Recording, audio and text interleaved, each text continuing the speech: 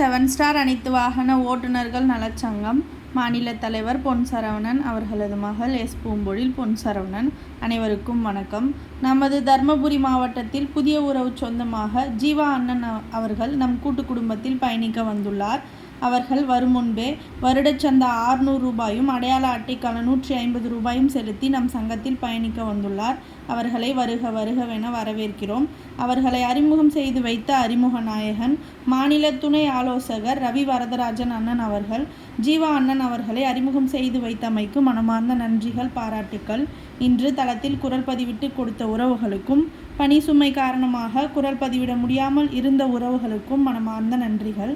Tamil Nadu news 7 star அனைத்து வாகன ஓட்டுநர்கள் நலச்சங்கம் சார்பாக இன்று நடைபெற்ற அனைத்து நல்ல நிகழ்ச்சிகளுக்கும் வாழ்த்துக்கள் கூறிய அனைத்து உறவுகளுக்கும் மனமார்ந்த நன்றிகள்.